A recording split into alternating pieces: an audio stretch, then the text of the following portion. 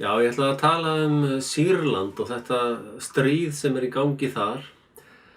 Í fjölmiðlum verið að telja fólki trú að þetta sé borgarastyrjöld, sem hauga lygi. Það ekki til neitt sannleikur í því.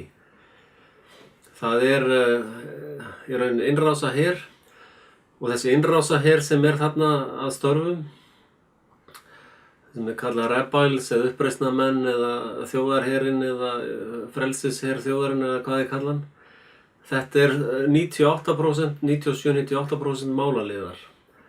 Og þetta mestu stríðsfantar heimsins í dag. Þetta fólk sem kemur úr öllum helstu styrjöldum undanfarna áratugi. Og þetta eru málaliðar sem svífast einskis. Þetta framkvæmt þannig að hernaðarkomplexin eða military industrial complex hefur áhugaði að eignast eitthvað svæði eða olíu eða það einhverja hagsmunir í gangi hjá alþjóðlegu elitumafíunni og þá endilega vilja þeir fara inn í eitthvað land og það land kannski það kannski ekki besta land í heimi en það alveg ágætt land og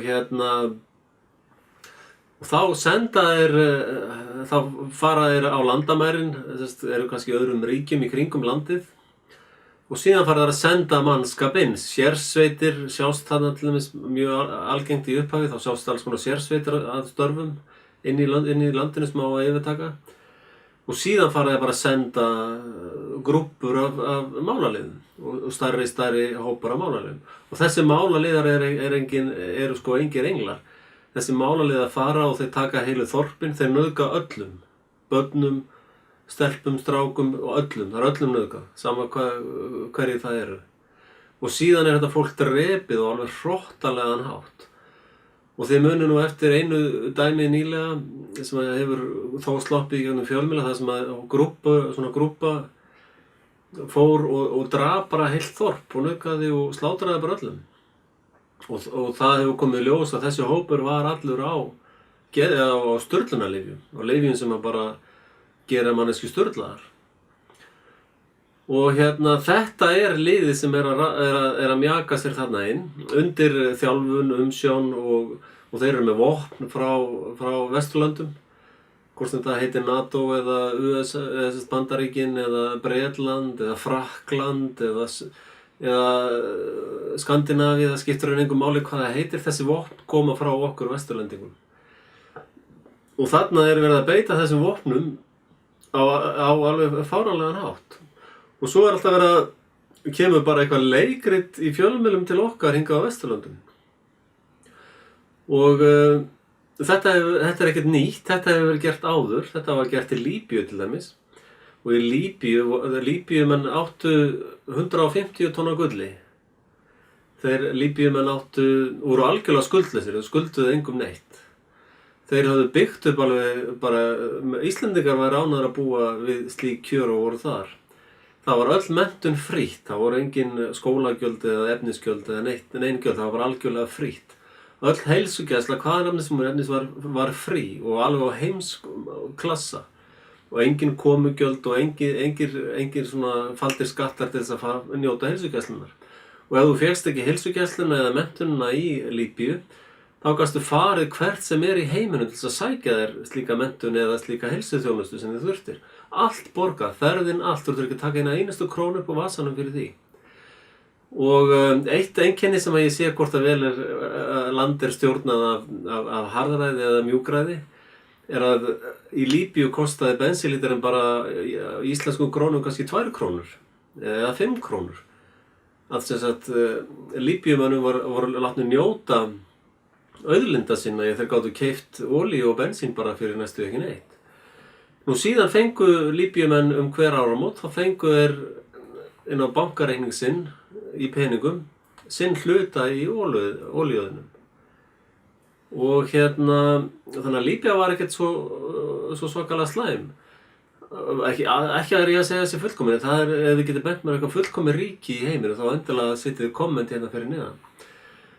Og þarna var sömu aðferðum beitt við Líbíu. Munið að það var verið alls konar sögur fóru á gangum og Gaddafi væri bara á Viagra-fyllir í nauðgandi öllum hægri og vinstri og þetta var alveg hræðilegt dæmi. það er eiginlega svolítið á hinn veginn að þeir sem komað inn í landið, málaliðarnir, innrásarherinn, hann hefur, það liggur slóð af sko stríðsglæpum og mannréttindabrotum og glæpum gegn mannkyni, það er bara slóðin eftir þá. Og svo þurfum við ekki að fara annað en aftur, síðan getum við líka farið aftur til Írak. Og Írak voru sömu uppskriftum beitt. Munið þið að okkur var sagt að Írak væru gjöreyðingavopn, engin gjöreyðingavopn. Munið eftir konu eða stúlkunni sem kom fram í fjölmiðlum og sagði að hermenn Saddams væru að taka börn úr vélum og hentu þeim á gólfið og trömpuðu á höfðuna þeim. Þetta er lygi. Þessi stúlka var dóttir sendiherra Kúveit í Bandaríkjunum.